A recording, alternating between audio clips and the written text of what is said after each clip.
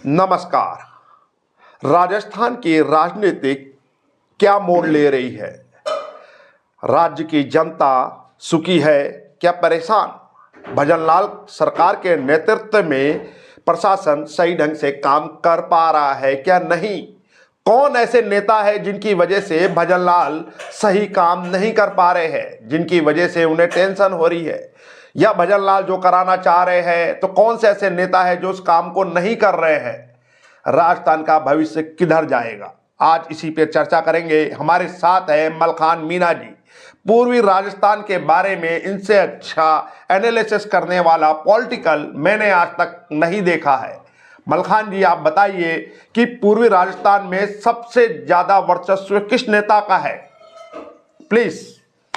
देखिए जितेंद्र जी, अगर राजस्थान की राजनीति की चर्चा की जाए तो अभी जिस तरह से मुख्यमंत्री भजनलाल शर्मा हैं, उनकी सरकार लगातार चल रही है, कामकाज उनका चल भी रहा है, नहीं भी चल रहा है इस तरह के, क्योंकि विपक्ष भी लगातार घेर रहा है। तो ऐसे में आप कह रहे हैं कि पूरी राजस्थान की अगर मैं बात करूं तो पूरी राजस्थान में जो कृषि मंत्री हैं किरोड़ी लाल मीणा, उनका दबदबा माना जाता है। लेकिन इस बार जिस तरह से देखा जा रहा है कि पूरी राजस्थान में सचिन पायलट जी का भी दबदबा है और वो कांग्रेस को आगे लेकर चलते हैं। सचिन पायलट हमेशा कांग्रेस गढ़ माना जाता है पूरी राजस्थान।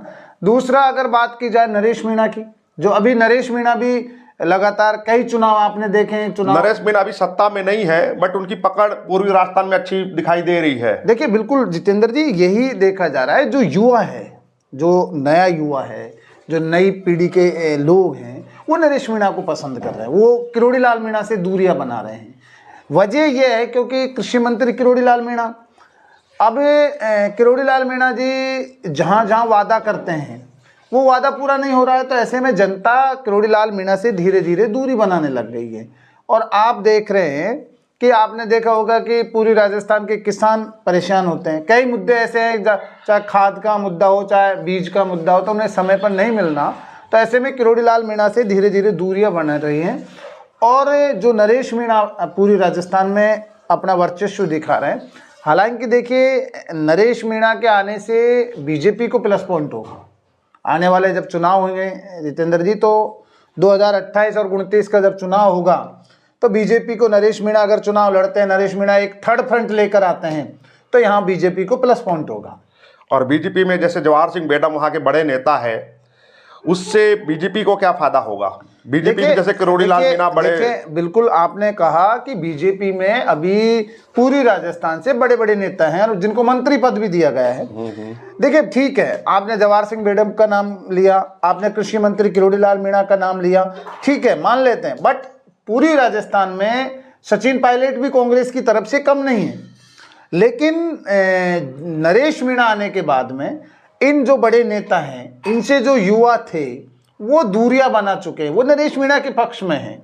हालांकि नरेश मीणा थर्ड फ्रंट लाएंगे या नहीं लाएंगे अभी कह नहीं सकते, वो कांग्रेस में भी जा सकते हैं। वो बीजेपी के लिए तो मना कर रहे हैं कि मैं बीजेपी में नहीं जाऊंगा, बीजेपी तो मुझे बार बार बुला रही है, ऐसे वो खुद मंचों से भाषण दे रहे हैं। और आपने देखा होगा कि जितेंद्र जी, जब नरेश मीणा पूरी राजस्थान में आते हैं तो किरोड़ी लाल मीणा की तरह भीड़ इकट्ठी करने में माहिर है। नहीं, अभी जैसे भजनलाल सरकार को पूर्वी राजस्थान के मंत्रियों से सपोर्ट मिल रहा है, क्या उनको दिक्कतें हो रही है? देखिए आप इस विषय में थोड़ा प्रकाश डालें आप। पूरी राजस्थान के अगर मैं बात कर रहा हूं, आप कह रहे मंत्रियों से, देखिए जनता, और आप लगातार देख भी रहे होंगे, बीजेपी के तो कार्यकर्ताओं के काम नहीं हो रहे। इस तरह की वीडियो आना ये सरकार के लिए कहीं ना कहीं गलत है कि जब एक बीजेपी का कार्यकर्ता ये कह रहा है कि मेरा काम नहीं हो रहा, समय पर मुझे कोई फायदा नहीं मिल रहा, तो इससे ये लगता है कि जो वर्तमान सरकार है उसके कार्यकर्ताओं का काम नहीं होना, तो जनता का काम कहां से होगा? इससे जनता बहुत नाराज है। और भूपेंद्र यादव जी, उनका क्या रोल आपको दिखाई दे रहा है? देखिए, अलवर की राजनीति अब बदल चुकी है। अलवर की राजनीति में जिस तरह से सांसद भूपेंद्र जी आए हैं, उसके बाद उन्होंने पूरी जो अलवर का जिला है, अलवर जिला है, उस पर अपनी छाप जमा ली है। जिस तरह से आपने देखा होगा, कांग्रेस की बात की जाए तो कांग्रेस का जब अलवर जिले की जो टिकटों का बंटवारा होता है, टिकट जब दिया जाता है तो वहाँ जो कांग्रेस के पूर्व मंत्री रहे हैं भंवर जितेंद्र सिंह, वो उनके कहने पर, उनके इशारे पर टिकट मिलता है अलवर ज़िले में, चाहे वो राजगढ़ लक्ष्मणगढ़ हो, चाहे वो अलवर ग्रामीण हो, चाहे थाना गाजी हो, ऐसे तमाम जो विधानसभा है वहाँ पर उनके इशारे से मिलता है। और वो स्थिति बीजेपी में नहीं थी अब से पहले, लेकिन अब स्थिति बन चुकी है। अब जैसे अलवर सांसद भूपेंद्र यादव आए हैं तो भूपेंद्र यादव के इशारे पर ही अलवर के टिकटों का वितरण होगा, क्योंकि आपने देखा होगा कि अब जैसे आप खुद चुनाव में गए थे, आपने देखा कि कांग्रेस निकलती हुई नजर आ रही थी, लेकिन किस तरह की फील्डिंग सेट की बीजेपी ने, किस तरह से भूपेंद्र ने अपने कार्यकर्ताओं को जोश भरा, क्या कहा क्या नहीं कहा, किस तरह से चुनावी मैदान में वो उतरे और आपको पता जीत कर निकले। तो ये बहुत बड़ी रणनीति बीजेपी की है। लेकिन पूरी राजस्थान में आने वाले चुनाव में अगर नरेश मीणा इसी तरह से चलते रहे तो बीजेपी और कांग्रेस दोनों को नुकसान होगा, लेकिन नरेश मीणा से बीजेपी को फायदा होगा।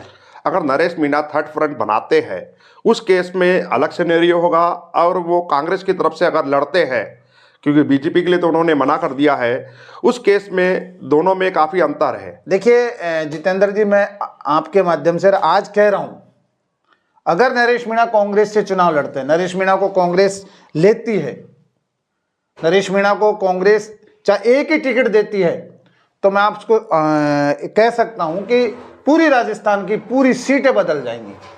आज जहां भारतीय जनता पार्टी का विधायक है, आज जहां पर भारतीय जनता पार्टी जीत रही है, वहां पूरी तरह से पूरी राजस्थान में सुपड़ा साफ हो जाएगा। नरेश मीणा के आने से कांग्रेस को मजबूती मिल सकती है, कांग्रेस एक नई दिशा में जा सकती है। आने वाला चुनाव में कांग्रेस को फायदा नरेश मीणा से ही होगा। अब इस वर्तमान स्थिति में तो कांग्रेस के लिए जीवन और मरण का सवाल है, क्योंकि राजस्थान में भी अगर कांग्रेस खत्म हो जाएगी, दोबारा रिपीट नहीं होगी, उस केस में तो काफी ज्यादा नुकसान होगा। गहलोत जी और सचिन पायलट। देखिए जितेंद्र जी, ये बहुत सारी चीजें हैं, लेकिन राजस्थान की परंपरा रही है कि 5 साल कांग्रेस 5 साल बीजेपी, ये परंपरा है राजस्थान की, और इस परंपरा को राजस्थान की जनता तोड़ना नहीं चाहती है। आप भी जानते हैं राजस्थान की समझ रहा हूं मैं आपकी बात। मतलब कांग्रेस इस बार जीतने का मन बना के बैठी है कि हमें जनता जिताएगी। हाँ बिल्कुल बिल्कुल। और नरेश मीणा जी उनके सपोर्ट में आ सकते हैं। हाँ, एक नुकसान जरूर हो सकता है कांग्रेस को, अगर नरेश मीणा को कांग्रेस टिकट नहीं देती है, कांग्रेस नहीं लेती है, तो कांग्रेस का सुपड़ा साफ हो सकता है पूरी राजस्थान से। क्योंकि नरेश मीणा जब चुनाव लड़ेंगे तो पूरे राजस्थान में अगर चुनाव लड़े, वो अपने बंदे उतारेंगे, तो नुकसान किसको? कांग्रेस को होगा। तो बीजेपी आराम से अपने सीट निकाल के रिपीट कर सकती है। अभी महाराष्ट्र में जैसे जो मोमडन वोटर थे कांग्रेस के, वो ओवैसी की तरफ कन्वर्ट हुए हैं जी। तो अब जो पूर्वी राजस्थान के अगर मुस्लिम वोटों की बात करें, मेवाती क्षेत्र है, तो वो उसमें कुछ आपको ऐसा लग रहा है चेंजिंग, क्या वो कांग्रेस के साथ ही चलेंगे? देखिए जो कांग्रेस के कोर वोट है वो कांग्रेस के साथ ही रहेंगे, उनमें कोई बदलाव नहीं होगा। क्योंकि पूरी राजस्थान में 1-2 विधानसभा ऐसी हैं जहां पर जैसे अलवर की एक अलवर की विधानसभा है जहां पर तिजारा, ये 2-3 विधानसभा ऐसी हैं जहां पर फर्क पड़ सकता है, लेकिन उससे कोई फर्क नहीं पड़ेगा क्योंकि वो कांग्रेस के वोटर कांग्रेस के साथ ही चलते हैं।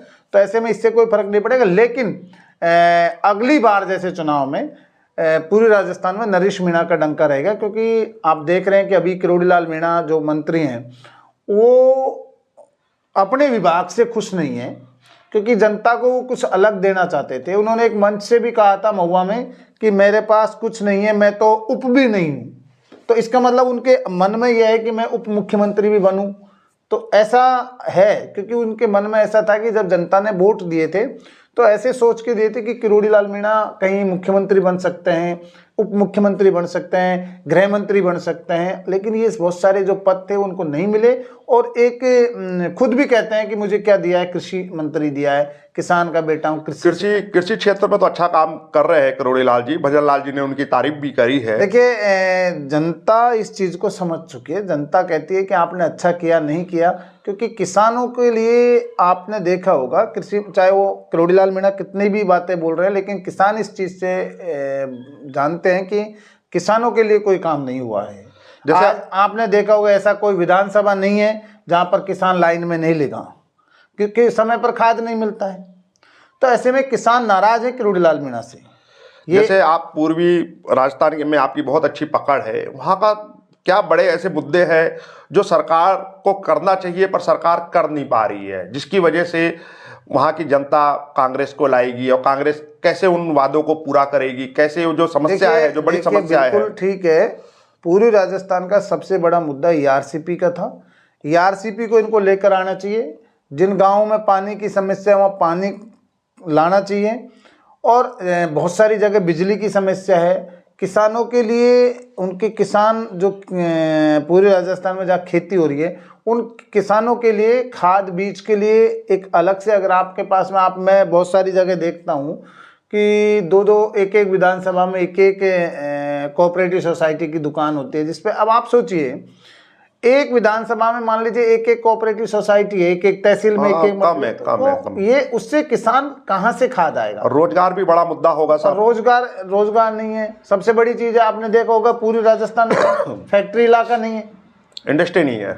इंडस्ट्री के लिए भजन लाल जी ने कमिटमेंट भी किया था कि इंडस्ट्री आएगी, पर अभी तक ऐसा कुछ दिखाई दे नहीं रहा। आएगी कब? आपके 2.5-3 साल आपका समय निकल चुका है। आप सोचिए 2.5-3 साल में अगर आपने इस तरह का काम भी नहीं किया तो जनता कब तक इंतजार करेगी? 2.5-3 साल के बाद आप सोचो 1-1.5 साल बाद में चुनाव में लग जाएंगे, तो जनता को कोई अभी काम काज दिख नहीं रहा है, इसलिए जनता बहुत नाराज है। चाहे बहुत सारे लोग कहते हैं कि साहब बीजेपी काम कर रही है, लेकिन इस चीज को पूर्वी राजस्थान में काम नहीं हो रहा है। इस चीज को बीजेपी के जो नेता हैं, बीजेपी के जो मंत्री हैं, वो भी जान रहे हैं कि हम काम नहीं कर रहे हैं। खुद मैं आपको बताऊं कि जो बीजेपी कार्यालय में बैठने वाले लोग हैं, वो खुद ये कह रहे हैं कि हमारी सरकार कामकाज में फेल हो रही है। जनता, मतलब भजन लाल जी पूर्वी राजस्थान में उतना अच्छा काम नहीं कर पा रहे हैं जितना वहां की जनता चाहती थी। देखो, जनता को विश्वास था कि हमारा मुख्यमंत्री बना है, और ये नो डाउट सीएम साहब जो मुख्यमंत्री हैं वो अपनी सोच के साथ अच्छे चल रहे हैं। अब धरातल पर काम नहीं होना, आप जानते हो कि एक परिवार का मुखिया कहाँ कहाँ देखेगा। जिम्मेदारी मंत्रियों की होती है, जिम्मेदारी एमएलए की होती है, लेकिन बहुत सारी जगह तो एमएलए ध्यान ही नहीं दे रहे, बहुत सारी जगह मंत्री ध्यान नहीं दे रहे। तो ये इसका मतलब ये होता है कि जो परिवार को चलाने वाला मुखिया है उसके आदेशों की पालना कम हो रही है। और कांग्रेस तो लगातार हमला कर रही है कि पर्ची वाले सीएम, पर्ची आएगी वही काम होगा। अभी जैसे कांग्रेस का मुद्दा था मनरेगा को लेके कि मनरेगा का जो नाम चेंज हुआ है, या दोस्त करेंगे, उस पर क्या प्रतिक्रिया आपकी?